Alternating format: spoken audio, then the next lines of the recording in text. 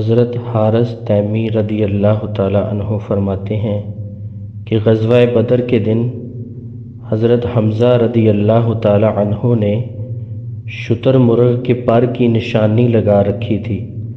ایک مشرک نے پوچھا، یہ شتر مرغ کے پر کی نشانی والا کون آدمی ہے؟ لوگوں نے اسے بتایا، یہ حضرت حمزہ رضی اللہ تعالیٰ عنہ ہیں۔ تو مشرک نے کہا کہ یہی وہ آدمی ہے جس نے ہمارے خلاف بڑے بڑے کارنامے کیے ہیں۔ حضرت عبد الرحمن بن عوف رضی اللہ تعالیٰ عنہ فرماتے ہیں کہ امیہ بن خلف نے مجھ سے کہا، اے اللہ کے بندے، غزوہ بدر کے دن جس آدمی نے شتر مرغ کے پر کا نشان لگا رکھا تھا وہ آدمی کون تھا؟ میں نے کہا، رسول اللہ صلی اللہ علیہ وآلہ وسلم کے چچا حضرت حمزہ رضی اللہ تعالیٰ عنہ تھے۔ امیہ نے کہا، انہوں نے ہی تو ہمارے خلاف بڑے بڑے کارنامے کر رکھے ہیں۔ حضرت حمزہ جنگ احد کے دوران اس انداز سے داد شجاعت دے رہے تھے کہ دیکھنے والے ان کی دلاوری، جرأت اور قوت ایمانی کو دیکھ کر حیران ہو رہے تھے۔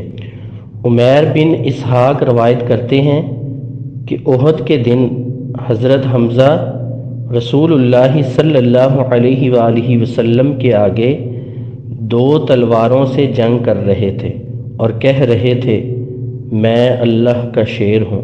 یہ کہہ کے کبھی آگے بڑھتے کبھی پیچھے ہٹتے۔ اسی طرح وہ واقعی شیر کی طرح دکھائی دے رہے تھے کہ اچانک ان کا پاؤں پھسلا اور وہ پیٹھ کے بل نیچے گر پڑے۔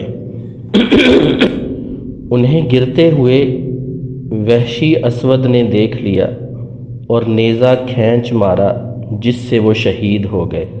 حضرت کعب بن مالک رضی اللہ تعالیٰ عنہ سے روایت ہے کہ رسول اللہ صلی اللہ علیہ وآلہ وسلم نے احد کے روز فرمایا کہ کسی نے حمزہ کی قتل گاہ دیکھی ہے؟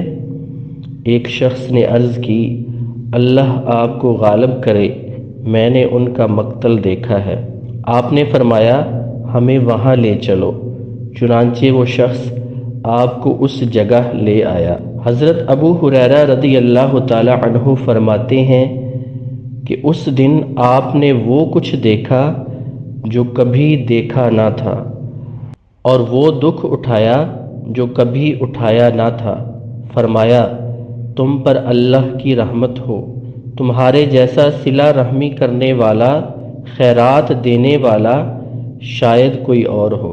حضرت ابن عباس رضی اللہ تعالی عنہ فرماتے ہیں، جنگ احد میں جب حضرت حمزہ رضی اللہ تعالی عنہ شہید ہو گئے تو ان کی بہن بی بی صفیہ رضی اللہ تعالی عنہا انہیں تلاش کرنے آئیں۔